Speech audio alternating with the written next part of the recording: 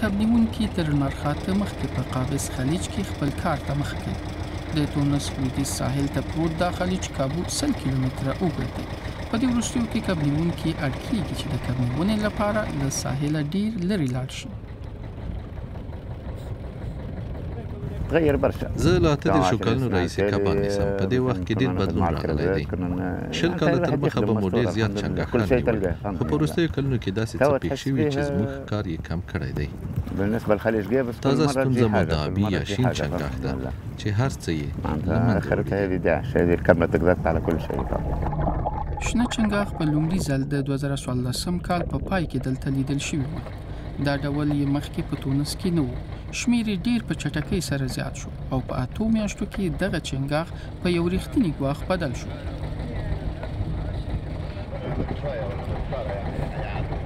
هغه د کب نیونې جالونه غوڅوي، کبان خوري او هر څه چې ویني له ستوني یې ښکته کوي.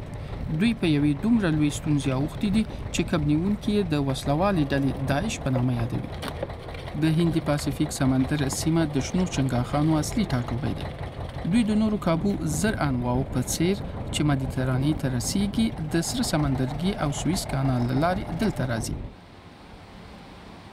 د تونس د سمندري علوم او ټکنالوژۍ د ملي انسټیټیوټ څخه الفا بن عبدالله او د هغه ډله د شنو چنګاښانو په اړه څېړنې کوي.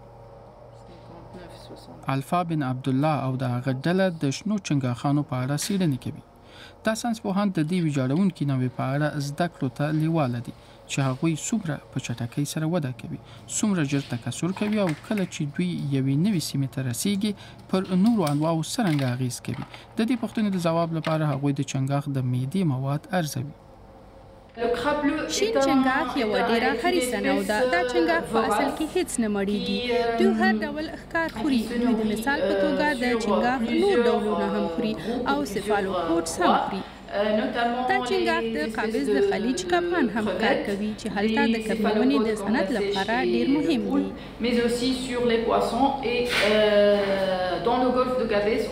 دي. خو شین چنګاښان کولی شي ان لویو سمندري ژوو لکه سمندري کیشپانو ته هم ګواښ پېښ کړي.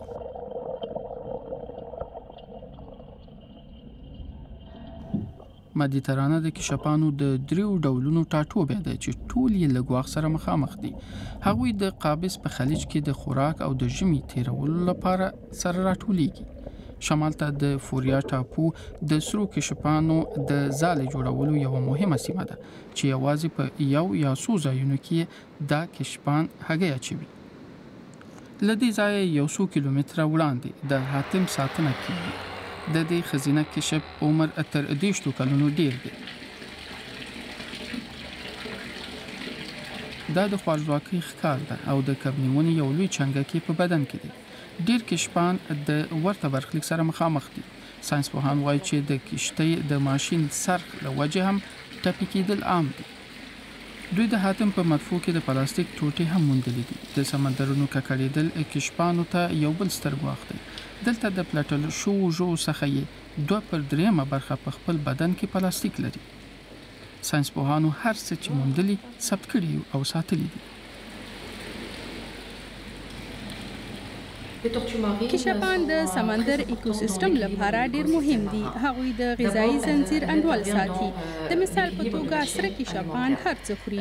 دا چنګاښ نرم بدنه ژوي او کبان لکه سمندري ستوري هم خوري.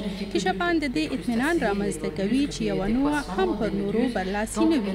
کله چې شیان نا انډوله کیږي، سمندري کشپان د توازن په رامنځته کولو کې مرسته کوي.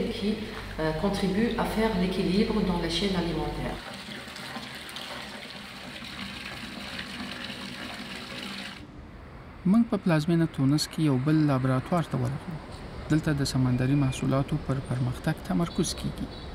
څېړونکي دلته سمندري ژوي او بوټي د هغو موادو د پیژندنې لپاره مطالعه کوي چې کېدای شي سره یې په سینګاري توکو او یا د نورو موخو لپاره وکاروي.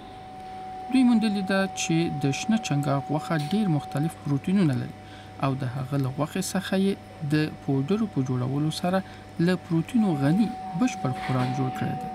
له دې سره اوس په بازار کې د شنه چنګاښ غوښتنه ډیره شوې ده. شنو چنګاښانو د ډیرو کب نیونکو اقتصاد ته سخت زیان رسولی، خو اوس د عاید په یوه سرچینه اوښتی. او د کب نیونې صنعت ته د ژوندي پاتې کېدو امکان ورکوي. اوس د تونس پر ساحلونو د دغو چنګاښانو ښکار تر کنټرول لاندې راوستل شوی دی.